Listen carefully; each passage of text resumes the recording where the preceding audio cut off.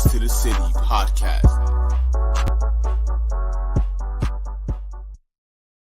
And ladies and gentlemen, we are back. Another edition of Keys to the City. I'm your host, Trevor Keys, alongside the big brother, Ted Keys. What a show we got for you today. Ted, we're going to be talking about some NBA draft, and your Orlando Magic may have had the most surprising pick from last night. We'll talk about. I like it. I love it too, man. We'll talk about it in a little while. Takeaways from the NBA draft. But let's start off with there was another huge night for us Yankee fans, and I like to always think of years, especially with my teams, and especially if there's a team that has title hopes, like the New York Yankees have had for the past 5 years. And well, we know the results of those 5 years. They haven't gotten it done. But then, like you see sometimes with teams, like when the team that comes to mind for me when I think of it just feels differently. I know it's weird, but it maybe is the 2020 LA Lakers. And the reason why I say that is because, yes, the whole COVID, everything hit, the bubble, and how that all transpired. But you felt like when the day that Kobe Bryant passed away, speaking of devil behind me, you just felt like it was destined for the Lakers to win that title that year. And they ended up doing that. They won the title in the bubble against the Miami Heat. So I'm related to this Yankee team because the past 5 years, we've seen this team come up so short in the playoffs. But what we've seen the past 2 nights, Ted, especially against two foes that have been the kryptonite to the New York Yankees' success recently. It's been the Tampa Bay Rays and the Houston Astros. And both nights down multiple runs, late in games, to find ways to come back both times, delivering in the clutch. We haven't seen that like we have in the past. Maybe 2017 felt like that, but that team came up short, but we never expected it to get to where it was that year. Now we're 5 years later, and we're thinking, well, Ted, does this feel differently? And if we don't think it is, just look at the last 2 nights, Ted. Oh, my God. I mean, man, is it great to be a Yankee fan. And you would say, well, I ain't complaining. What are you talking about? I mean, this year has been so far historic. Yeah. I mean, we can get into the numbers. We can beat that drum up. We know this team is just so fun to watch. I'm loving everything about it. I mean, 15 straight home wins last night, continue the streak, back-to-back nights with walk-off wins. They're doing it every different way. You sent me an article today. Is this pitching staff and this Yankee team defensively one of the best teams of all time in the sense of they're not giving up any runs. They give up, 3.02 runs a game. They score more runs than anyone in baseball, 5+ runs a game. So the difference is the reason why – they still don't have 20 wins so far this season, 52+ wins so far. Wins. No, they have 20 losses. They don't even have 20 losses right now after 70 games, bro.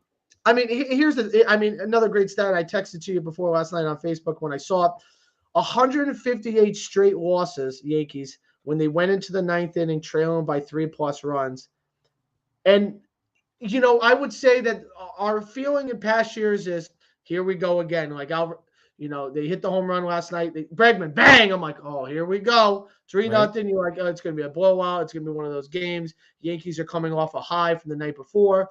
They fight back. Boom, 3-run shot. Stanton comes right back, ties it up. Then the Yankees don't get another hit until the 9th inning, from the 3rd inning on to the 9th inning.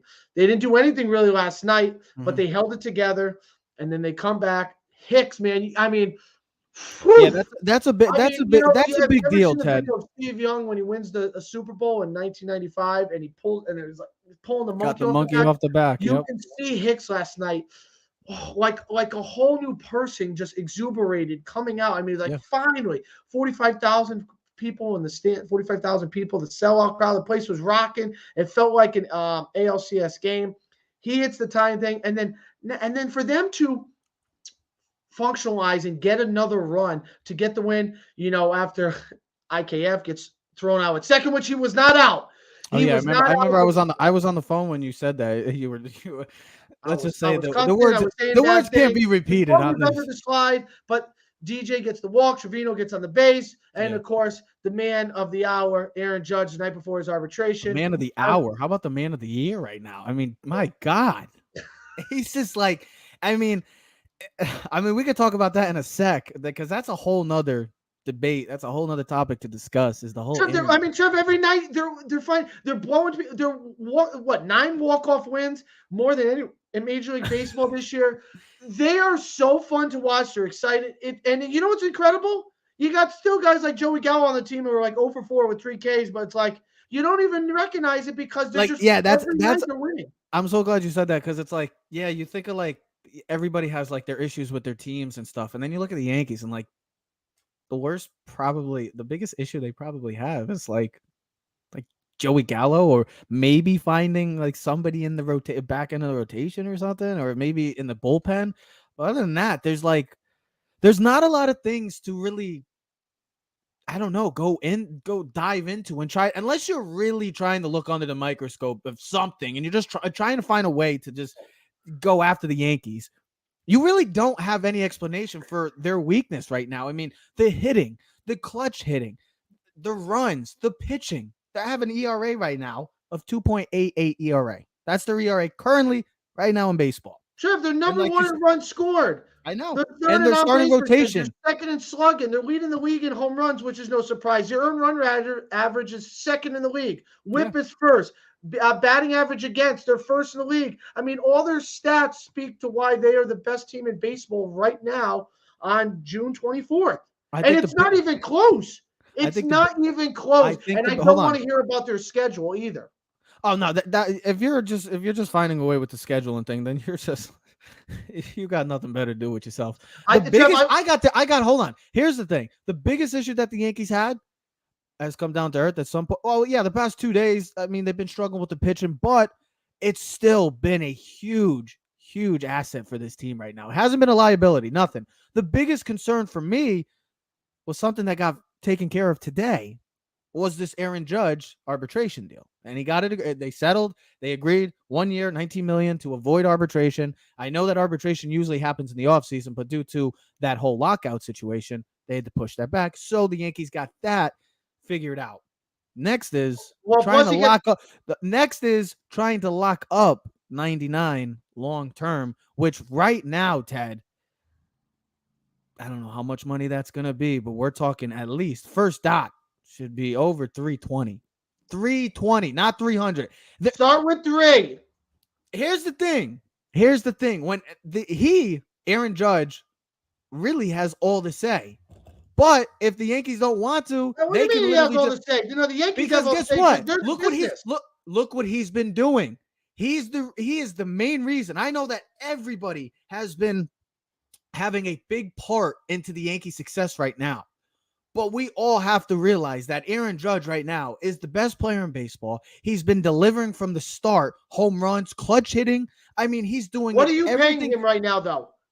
You have to start. My whole thing is you have to start not just at 3 million or 300 million, because I feel like 300 million is like the new 200 million. It's just like old news. But it all depends on the years too, Trev. I know, but for a player of his magnitude, where you got what he's in the debate, he's in the comparison of the Mike Trouts, he's in the comparison of the Mookie Betts, he's in comparison with the biggest names of baseball. Right now, though, he's in the comparison. Is he going somewhere? But here's what the Yankee fans have to understand. There we go. There's about. Listen, that's maybe what the Mets are probably going to pay him or offer him. Here's a lot of things that we have to come back to earth with a little bit of this. This isn't just about one season, too. It's great that he, in his last season of arbitration before he could possibly be a free agent, he was having an historical career. I mean, a historical season. He's on pace for 63 home runs. He's on pace for 120 plus RBI. He's on pace to win. I mean, every AL award. Here's the other thing. He also has 2 bonuses in arbitration. If he wins AL MVP, it's a $250,000 bonus. If he wins World Series MVP, he's another $250,000 bonus. But the reason why I say come back to earth is because you have to also consider what he's done the past 4 or 5 years with injuries. That you can't forget about that. I understand 2017 he was a rookie year and should have won the MVP. But then the next 3 years he got hurt. This year, Bryce Harper deals with injuries. Mike Trout deals with injuries. I know, but got paid. Here's the also when this deal kicks in, he'll be 31 years old. So, baseball players. I'm not talking 10. Here's the thing. I'm not talking 10 years, though. I'm not going 10 years. No. I think he's going to want 8 years. So you're going to pay Aaron Judge up to 39 years old? Because I'm looking at, if you're saying, this is where I think we might be on the same page. If you want to go to 320, he's going to want 8 years. That means $40 million a year, because where you got to get to is that $36 million arbitration. So he's the highest paid player in baseball. Okay, that's perfect. He wants to keep 8 years, $320 million for him. He wants it. Ted, we just listened to a video of Buster Only, and he said someone will pay him that. Somebody's going to pay him the money. Whatever it's going to be, somebody's going to pay him the money. My thing is 8 years, 320. He wants to be in the ballpark of what Mike Trout is averaging, 36 million per year. He deserves it. That's what I'm saying. So 8 years, 320. Yeah, it's 40 million per year. Okay, it's not 10. It's 8 years. It's okay. But he'll be 39 when that contract goes out, Trev. You're gonna have him stand. So let's just. I get it. You don't worry about the last 3 years. You eat it. I don't care. You pray for the next 5. Exactly. So my point, from what I'm just hearing, then you don't want to give him it. Okay, so let's dump him and get nothing then, because that's what's going to happen if the Yankees don't pay him. He's going to walk. He's not going to take a cheaper deal. He's going to ask for money, and deservingly so this season. I know he's had the injury issues. I get that. But so is Mike Trout. So is Jacob deGrom. So is Bryce Harper. And those guys are still getting paid big-ass bucks because they are great players. Just like Aaron Judge. I know he's dealing with injuries. But when he's on the field, he's always been the most consistent player for the New York Yankees. When he's come up since 2016, and then 2017 had his historical rookie season, he has delivered for them consistently. And if you don't want to pay him the money that he's asking for, somebody's going to pay him, whether it's the Mets, whether it's the Red Sox, whether it's the Giants. God forbid it's the LA Dodgers. I mean, LA just got to be, I don't know what the hell they're producing out there with money, because the LA Rams are just paying everybody billions and billions of dollars. They got beautiful stadiums. I just don't get it. But my thing is that if you let him walk, somebody's going to pay him the big bucks. All right, so can I ask you a question? I'm just thinking about this while you were talking, and I'd love to post this for a question for everyone. Do you know the Yankees have no problem posting out what they offer? If the Yankees offer 8 years and 320, right, and that's their number, they're not going to go higher, maybe 330, but 320. Say we're going 8 years, 320 with the 40 million. Judge rejects it and wants more. Who do you think is going to look worse more, the Yankees or Judge? If Judge chases, no. At that point, say the Mets. Say the Mets. I'll answer it. Real 100%. Judge looks bad, because you're asking. You want the money. You want the ballpark of Mike Trout. Well, you just went. Oh, you're at 40 million. There's not even nowhere close to you in that situation now. So if you're saying no to that, I will not put any blame on the New York Yankees. They did their part. If Aaron Judge says no and their camp says no, we don't want that deal, then you look selfish, which I don't expect Aaron Judge to. If he's especially gets a deal like 8 years, 320, I don't see him saying no to that. My thing is, I know that we have to worry about that. I just want to get back to talking about the Yankees in general, because I know that this whole Judge situation is like almost a dark cloud looming, because we don't know what's going to happen. But we don't know if Aaron Judge is going to be a Yankee next year. A little bit today, though, bud. The arbitration, that they never went to arbitration, that they were able to. It's like they settled out of court. We didn't have to worry about all that stuff. I like that. They worked together. They came in between. It was 17 million. It was getting paid. It was arbitration up to 21. They settled at 19. Yep. So I think the Yankees understand what they got right now. I mean, right now we have the best player in baseball. Right now, June 24th, 2022, there's no better baseball player right now in major leagues than Aaron Judge. Don't give me the Ohtani. Don't give me Mike Trout. Don't give me Betts. Don't give me this guy, that guy. It's Aaron Judge. He is the best player in baseball right now. He's playing phenomenal defense. He's hitting. He's clutch. I mean, the thing this year was, he's got no walk-off. He's not clutch. Been pretty clutch lately. This has been the whole team, and he's been the anchor. He's been the catalyst of this team now. He's the captain now. It's like the movie. I'm the captain now. Yeah, if he gets the deal, he will be the next captain of the New York Yankees. 100%. And Aaron Judge is now starting to get let in. It's like the movie Animal House. He's starting. If he leads them to a championship, has this historical season, right? Yeah. He will now be entered into the fraternity house with the guys like Derek Jeter, Babe Ruth, Maris. Man, that's where Aaron Judge is going toward. That he right now he's knocking on the door. He's in the entrance. He's still part of the, it's like the Oh, movie. I get it. He's part of the gang, but he's not fully inside with the gang. He's not there. He's Because he not with hasn't the won boy. anything yet. He's kind of like the outside guy. Like, hey guys, I want to be cool with you guys. I'm knocking on the door. Well, got to knock that door down and win a championship. But this Yankee team right now, it just overall, he's been the main. I mean, I know that we always like to say, well, who's the reason for it? It's just been everything. It's been a combination of everything for the New York Yankees. But Aaron Judge, what he's been doing from start to finish, or not start, has been incredible. Nothing short of incredible. And this Yankee team, this team is, I wouldn't even say that. They said some people compared it to like the 98 team, Stevie, which is, I mean, for us, we know was the most historical team, probably in the sense of wins and championship that year too. Judge's prospect. And my thing is the biggest question is Aaron Judge. The Yankees have been doing their part. They're 52-18, 70 games. It's incredible that they still don't have 20 losses right now. This is different. This feels different as a New York Yankee fan. And if we don't want to agree, and if there's people that don't want to agree with it, that's fine. Just go back and look at the last two nights against their two ultimate kryptonites for the past 5 or 6 years, minus the Red Sox. They found ways to win, come from behind, multiple runs, and to win clutch. Just speaks differently for the New York Yankees. Because in past years they would have lost these games, bud. 100% agree too. And right now, as a Yankee fan, you can't be much more any more happy. If you want, You can't I'm be not any to more cut you off, happier. but even if you go to the Rays game, right? Clay Holmes has a bad outing. He gives up the runs. They tie the game, and we find a way to win it in the ninth, and then we shut it down, right? Everyone's stepping up. Domingo Germán's getting his rehab right now. Chapman's going to be coming back. I'd hold those. I mean, you got to think about this in the long run. Got to keep this thing. I think the only thing that we have to worry about as a Yankee fan is our pitching staff and rotation, where guys like Cortez and Tejon and other guys haven't had the innings where they've had 150, 200. Are they going to be able to survive the long run? But hey, listen, I have faith in the New York Yankees. Look at Abreu pitched last night. He got dropped for Trevino, gets traded, comes back, and last night looks good. He looks back to form. I think everything for the Yankees right now, and Brian Cashman. I know we jumped on Brian Cashman offseason. Everything right now for the Yankees is clicking. And yeah, I don't want to be like the Debbie Downer or the devil's advocate. Let's enjoy the moment, but we ultimately know what Kobe Bryant, I always say, is one of my favorite lines of all time.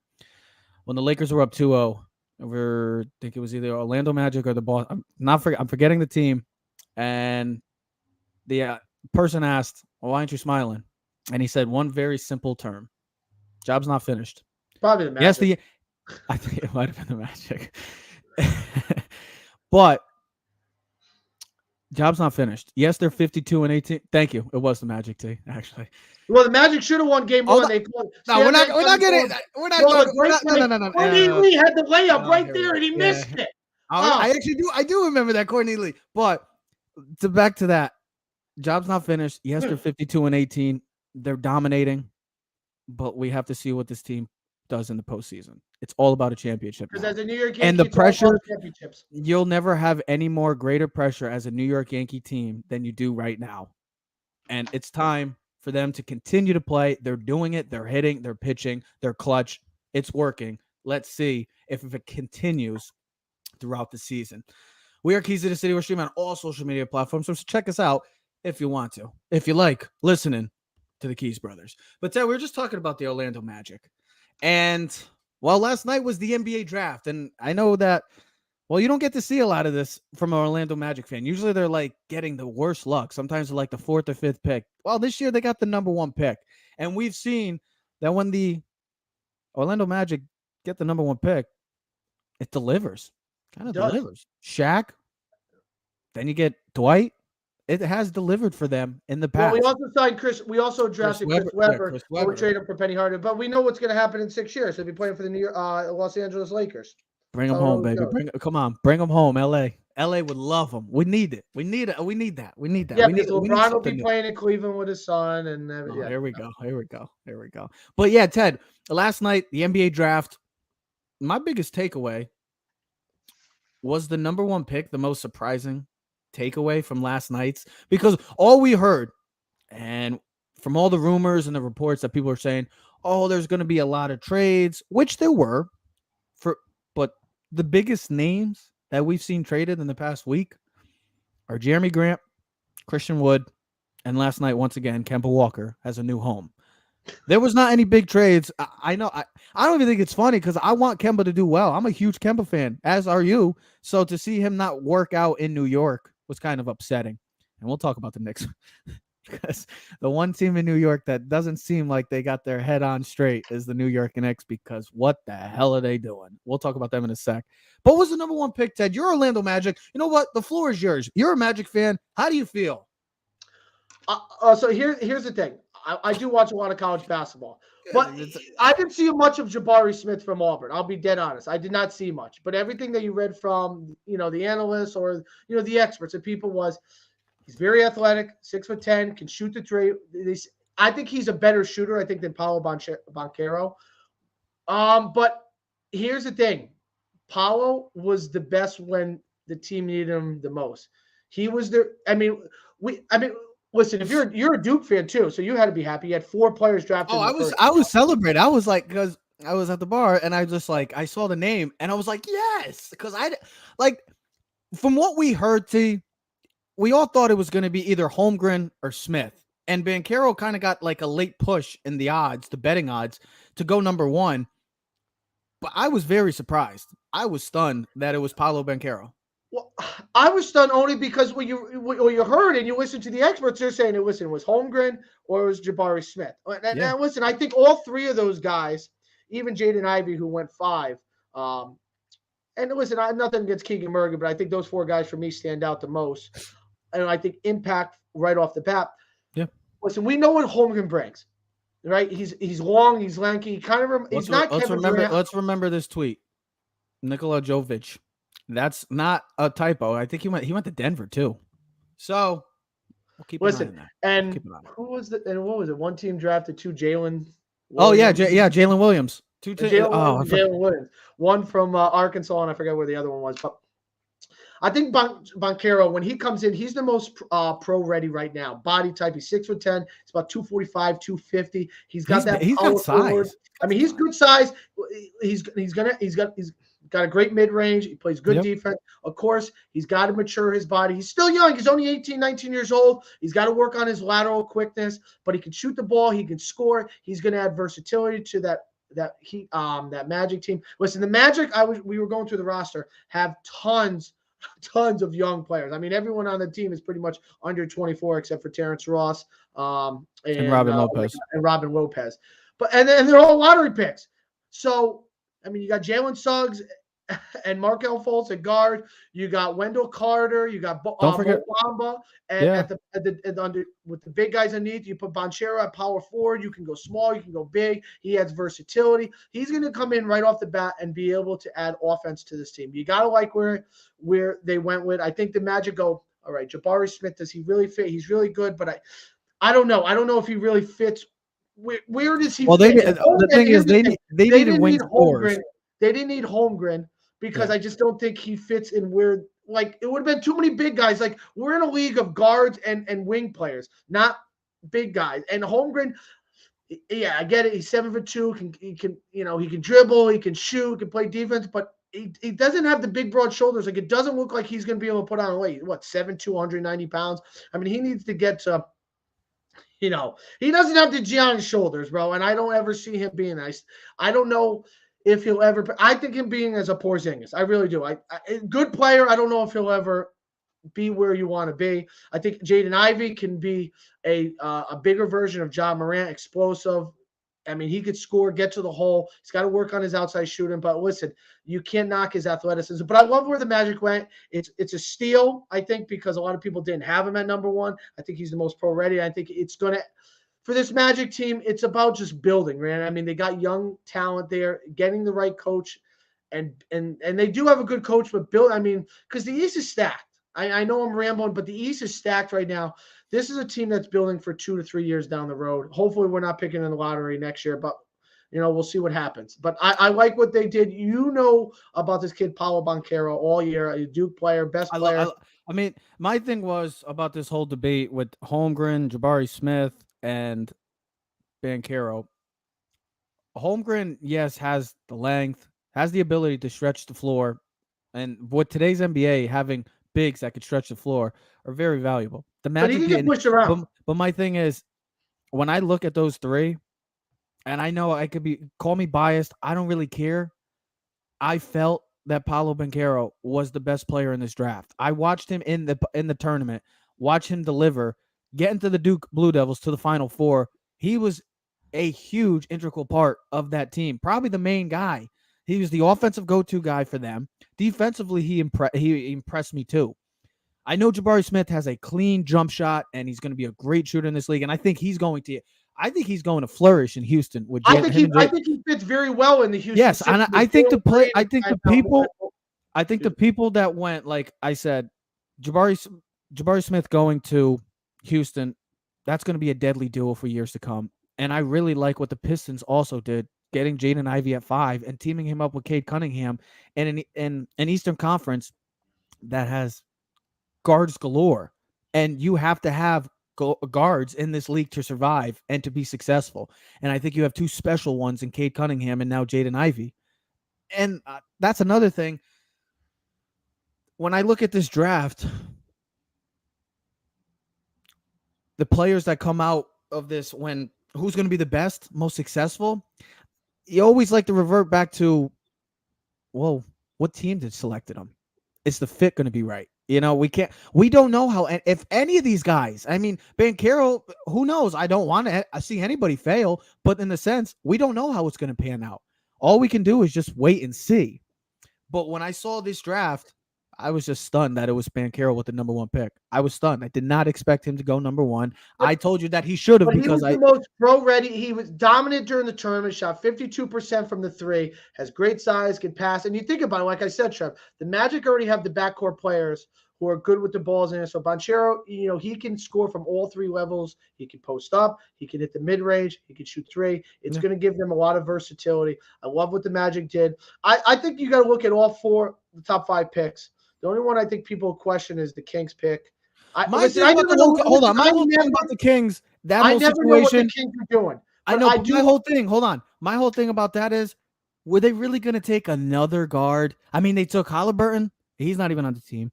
They already have De'Aaron Fox. And then last year they took Davion Mitchell from Baylor. Did they really need to take another guard?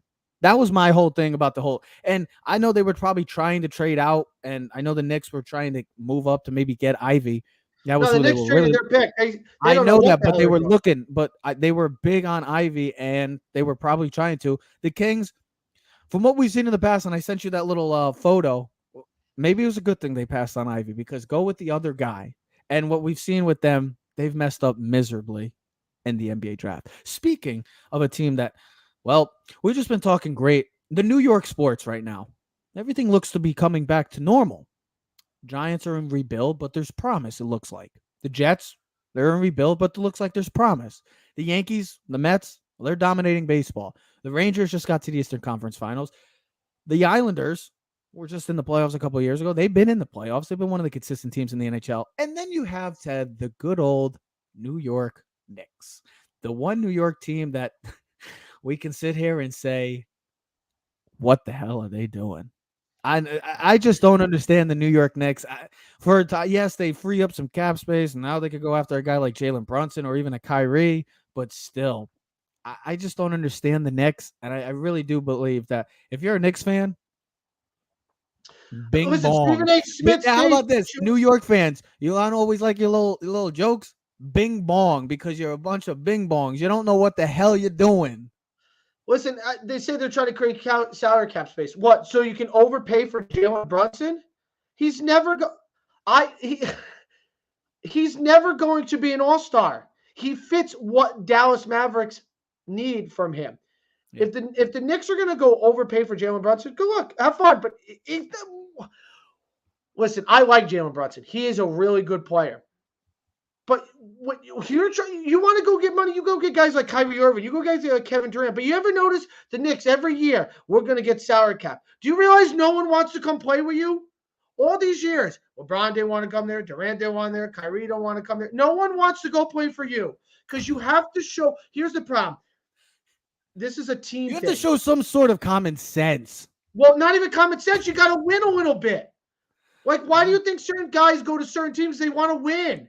Like, you don't see any free agent running to go play for the Detroit Pistons. I mean, yeah, maybe the Detroit Pistons are going to get DeAndre Ayton and then form that up with Kate Cunningham and build a young squad going forward. But I mean, like, if you're a Knicks fan, I don't know. I mean, Julius Randle, I agree. That's what you're building. Like, he's not a number one. Like, he's closer to a number 3 than he is a number 1. I mean, Jalen Brunson, he's a number 3. Like, Jalen Brunson's a nice number 3. Like, he fits what the Mavs want to do with you, Christian Wood, Jalen Brunson, and Luka, and they can get another shooter. That's more likely where it's going to be. Knicks are full of role players. I 100% agree with that. Like I said, I agree. I do agree with that. It's just the Knicks. Like I just said, the Knicks to me, the franchise as a whole, is just a big ball. It's just a big ball. It's a big ball because they just don't build your young players up. Like perfect example, right? Let's look at the two teams that were. The day the Knicks become relevant is the day they get rid of James Dolan. What that? It's James Dolan ain't making all the picks. It's their GM. I know that, but he's a bum. Oh, listen, he does well for here's the thing. He does well for the Rangers, but that's also because he lets the hockey people do the hockey stuff. He doesn't interfere. He just makes sure he funds it. Yeah. But look at the two teams who are in the recent championship, right? The Celtics and the Warriors. They take these young players and they get them better. They build them up. There's a system to their madness. And you see where it comes. I mean, look at Klay Thompson, 11th pick. Boom.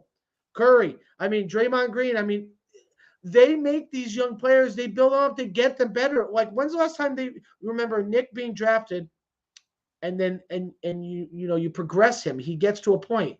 You know what I mean? Like, you look at the Cleveland Cavs, we knocked them, but you look at where their young talent, Evan Mobley, Darius Garland. I mean, they got young players on that team that they're building and they're getting to where they were almost a playoff team this year. They play in the play-in game, but next year you got to look at that team as being one of the 8 best teams in that East again and being right there and getting better because they're young, they're athletic, and they got a good coach.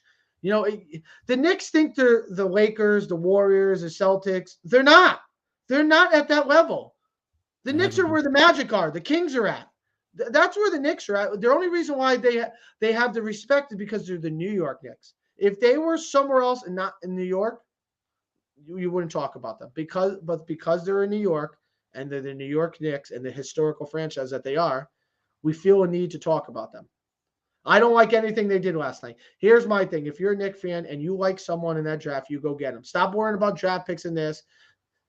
But you know what? We'll see what happens. The Knicks, they're like boo balls. They get you all excited, but at the end of the day, nothing's going to come from it. They'll miss the playoffs again. That's really how you just related the New York Knicks? I couldn't come up with it. It just popped in my head. That's really what you. Wow, you are truly. Give me a better. You're a bit. Give me a better center. Give me something better. You should be a Knicks fan because you're a bing bong yourself. You don't like that metaphor, huh? Oh, give me something better that you can think of right now, smart guy.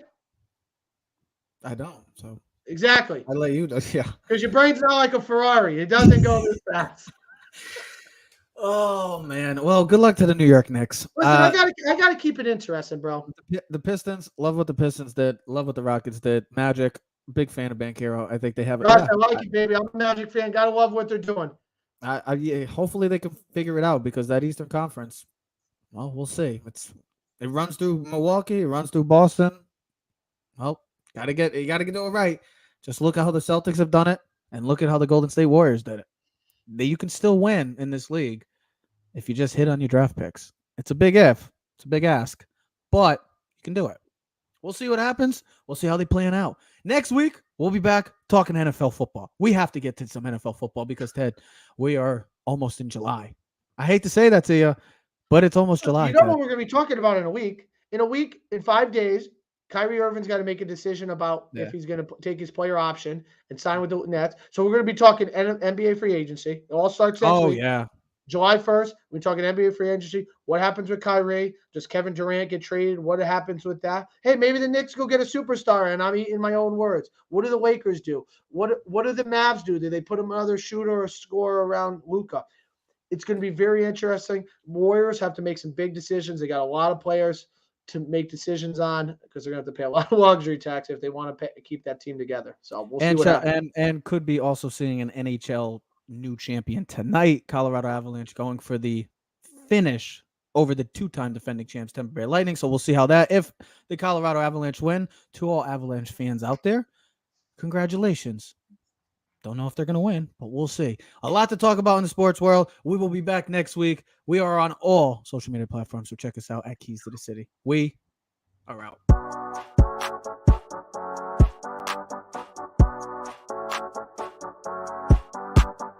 You are now in tune to the Keys to the City podcast.